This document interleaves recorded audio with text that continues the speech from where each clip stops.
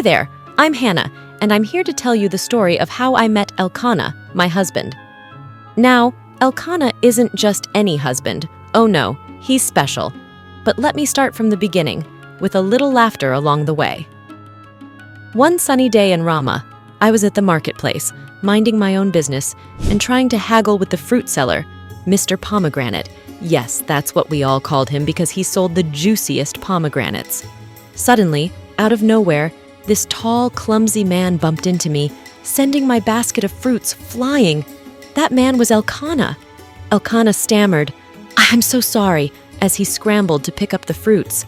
I couldn't help but laugh at his flustered face. "It's okay," I said. "Just make sure you catch the apples next time. They don't like falling." We both laughed, and that's how we met.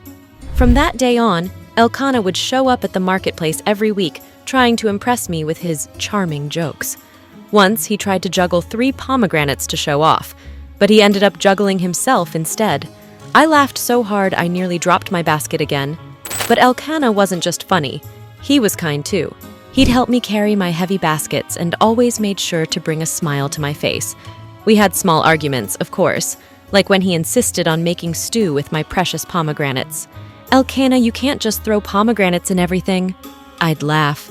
Our early adventures were filled with laughter, love, and lots of fruit-related mishaps. There was the time Elkanah decided to surprise me with a picnic. He packed everything himself, but forgot to close the honey jar properly. By the time we got to the picnic spot, ants had taken over our basket. We ended up laughing and running around, trying to save our food from the tiny invaders.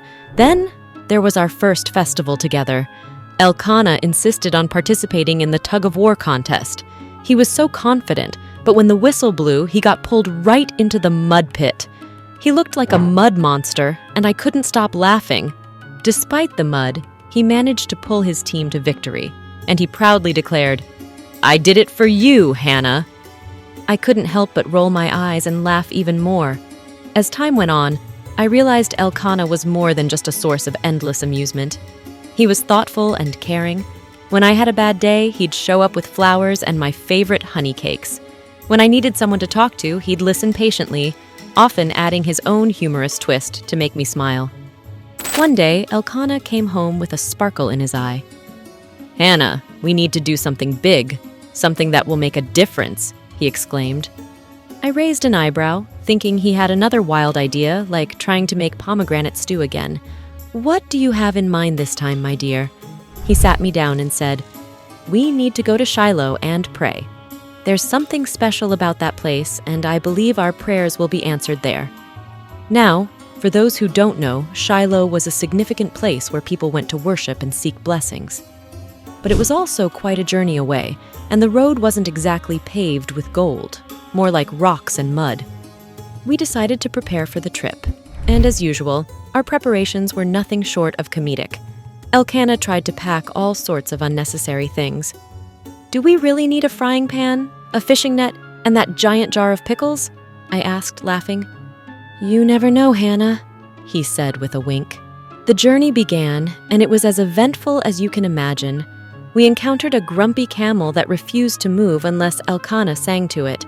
And let me tell you, Elkanah's singing is not for the faint of heart. But he gave it his all, and the camel finally budged. Then we met a merchant with a parrot that kept mimicking everything Elkanah said, which led to endless giggles. As we traveled, we faced our fair share of challenges. There was a river we had to cross, and Elkanah, trying to be heroic, decided to carry me across. Halfway through, he slipped, and we both ended up splashing into the water. We emerged soaked and laughing, looking like a pair of drenched ducks. Finally, we arrived at Shiloh, tired but filled with hope. We joined others in prayer, and I poured out my heart, asking for a child. Elkanah, ever the supportive husband, prayed alongside me, adding his unique humor to the mix. "Dear Lord, if you give us a child, I promise to never make pomegranate stew again." I couldn't help but chuckle even in such a serious moment. Our time in Shiloh was profound. We felt a sense of peace and hope that we hadn't felt before.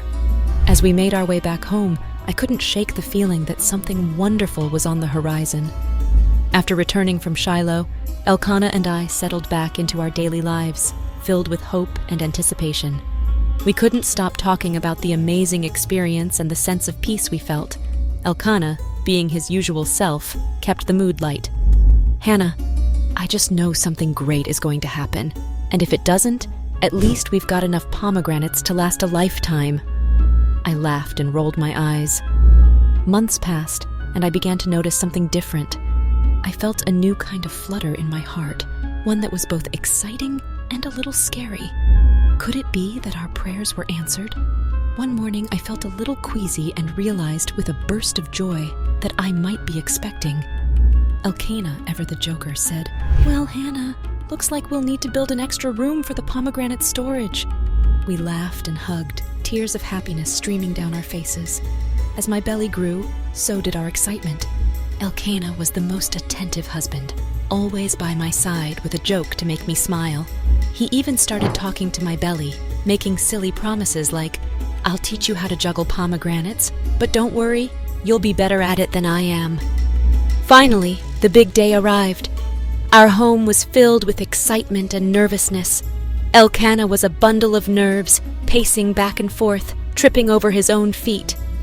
When our son Samuel was born, it was the most beautiful and overwhelming moment of our lives. Elkanah held him gently and whispered, "Welcome to the world, little one. Your mom and I have been waiting for you." Samuel was a blessing beyond words. He brought joy and laughter to our home, just as Elkanah and I had always dreamed. We decided to dedicate Samuel to the Lord, as we had promised in our prayers at Shiloh. When we brought him to the temple, Elkanah, with tears in his eyes, said, "Hannah, look at what our love and faith have brought us." Our journey was filled with ups and downs, laughter and tears, but through it all, we had each other. Elkanah's humor and kindness, combined with our shared faith, carried us through the toughest times and made our joys even sweeter. So, dear friends, that's the story of how love, laughter, and a bit of pomegranate juggling led us to the greatest blessing of all, our son, Samuel. Life with Elkanah has been an adventure, and I wouldn't trade a single moment of it. Thanks for watching. If you enjoyed our story, comment your favorite part. Like, subscribe, and share with your friends. Check out our other videos for more fun and inspiration. See you next time.